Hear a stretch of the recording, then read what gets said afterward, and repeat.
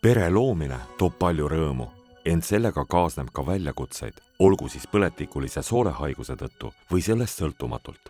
Esiteks on täiesti normaalne muretseda, kuidas põletikuline soolehaigus võib mõjutada sinu rasedust või missugune võib olla raseduse mõju haigusele. Statistilised andmed näitavad, et aktiivse põletikulise soolehaigusega paarid saavad üldise elanikkonnaga võrreldes vähem lapsi. Inimesed võivad muretseda viljatuse või haiguse lastele pärandamise pärast. Pere planeerimine on põnev ning põletikulise soolehaiguse pärast ei tohiks laste saamise kaalumisest loobuda, ehkki sa võid selles veidi rohkem tuge vajada.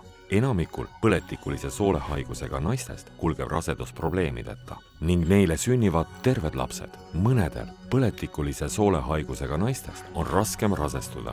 Haigusest paranevad naised võivad aga rasestuda sama kergesti kui teised nende vanused naised. Kui mõtled lapse saamisele, räägi kindlasti perearsti või gastroenteroloogiga, missugune raviplaan sobib sulle kõige paremini. Pea nõu ka kohaliku patsientide ühendusega või teiste lastevanematega, kes on raseduse ajal põdenud põletikulist soolehaigust. Kui sul endal või sinu partneril on põletikuline soolehaigus, on mõistetav, et laste saamine teeb teile muret.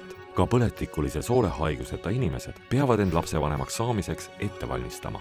Rasestumine, rasedusega toimetulek, sünnitus ja lapsevanemaks saamine võib olla igaühe jaoks keeruline teekond. Rasedus võib olla väsitav. Äärmuslik kurnatus, mis võib põletikulise soolehaigusega kaasneda, koormab sind veelgi. Seega pead kindlasti palju puhkama. Kui oled mures põletikulise soolehaiguse ravi mõju pärast rasedusele või soovid ravimite manustamise katkestada, räägi esmalt arstiga, et saaksid vajalikku abi ja nõu.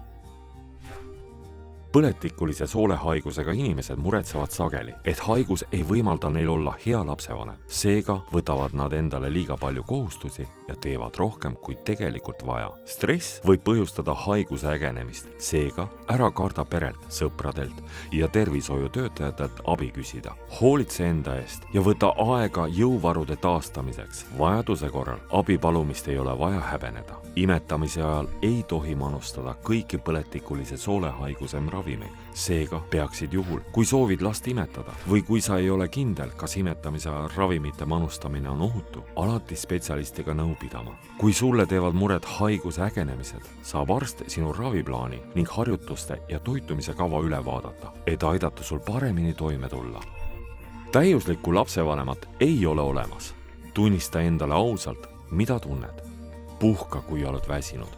Ütle, kui sa ei tunne end hästi. Pea kinni tasakaalustatud toidusedelist ning võta arsti soovitatud toidulisandeid. Sinu tervis on sama tähtis kui sinu lapse tervis. Mõnikord on sul ehk raske, ent sul on ka inimesed, kellele võid loota, kes hoolivad ning soovivad sulle ja sinu lapsele parimat. Põletikuline soolehaigus on ettearvamatu, ent mida paremini enda eest hoolitsed, küsides vajaduse korral abi ning seda ka vastu võttes, seda rohkem rõõmu tunned rasedusest, lapsest ning enda perest. Maailm on sinu päralt.